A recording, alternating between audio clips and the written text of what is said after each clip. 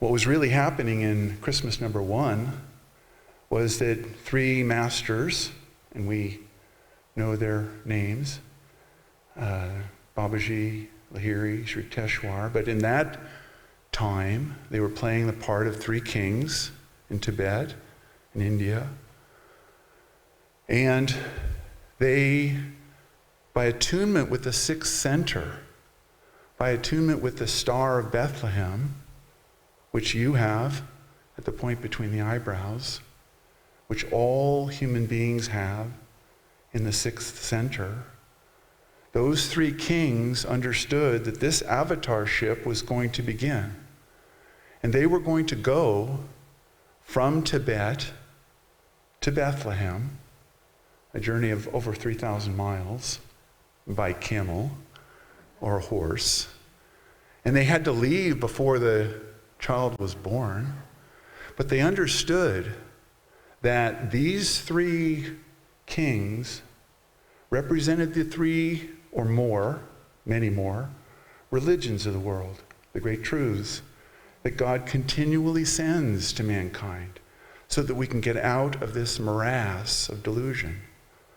And so they came and left to be with Christ. And Kriyananda points out that in Bethlehem we have the first interfaith satsang recorded, the great masters of the East, Hinduism, Buddhism. I can't really say what the third religion was. It's not important. Truth is one and eternal. Realize oneness with it in your deathless self within. So they were going to come and make a long journey, and they had parts to play in the movie, indeed. They had to meet Herod, played by the bad actors. There's always bad actors. Rama had Ravana. Krishna had Kamsa. Jesus had Herod. Herod wanted to know where these foreigners were going, and because he had heard about this king of Judea, and politically that was not good for him. Did not want that. So he asked them, if you find the child, come back and tell me where he is. I want to worship him. The kings are following the star, they're wise. They know that what Herod really wanted to do was to kill the child. And in fact, after Christ was born, Herod executed all the children in the Bethlehem region under the age of 2. Interestingly, Kamsa did the same thing to all the children under the age of 2 in the area where where Krishna was born. So evil has a repetitive cycle also. Unimaginable evil, infanticide, and the birth of the avatar. All in the same milieu. We've noticed this, haven't we? There's darkness and light. Here we are in the temple of light. And outside of us, the world is not thinking about the temple of light. It's not thinking about Christ's consciousness.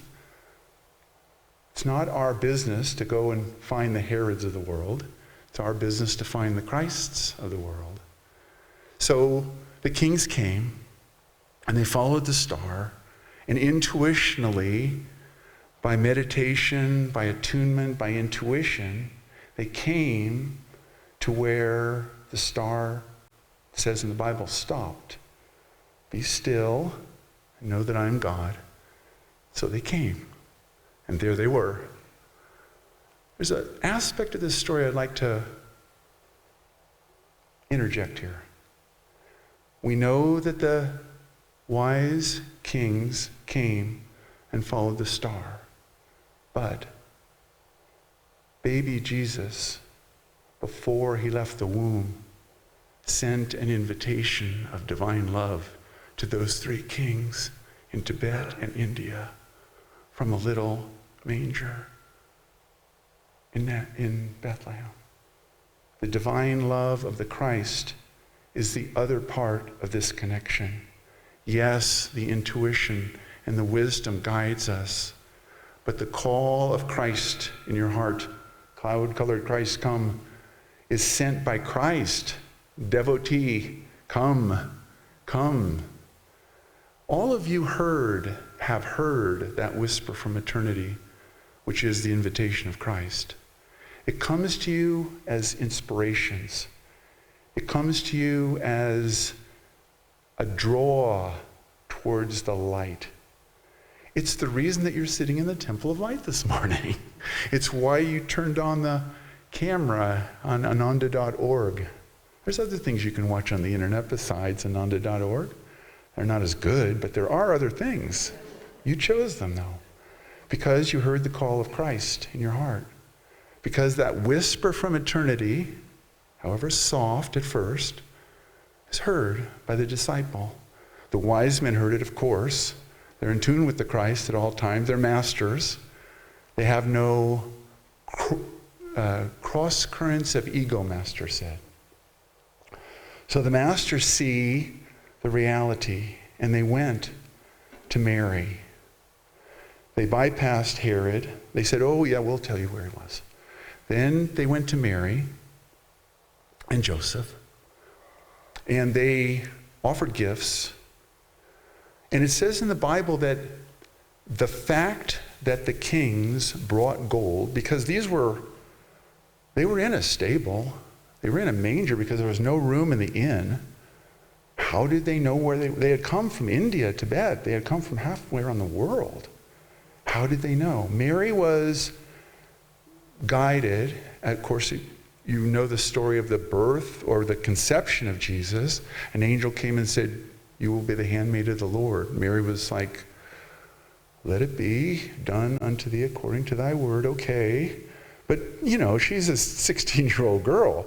And the kings come and they bow and they say, your son is going to be the avatar.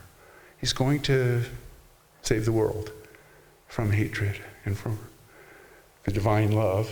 And as we read, he's going to lead the world to an everlasting Christmas.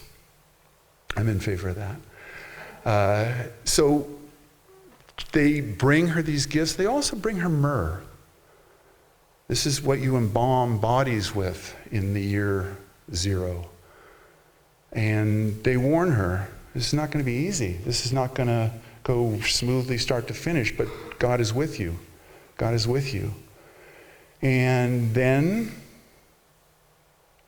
Joseph has a dream that Herod's serious, and I've got to take the child and Mary to Egypt. I got to get out of here until this kook, is voted out of office or whatever they did in those days. But the reality of Christmas 2022 stars you as the wise man.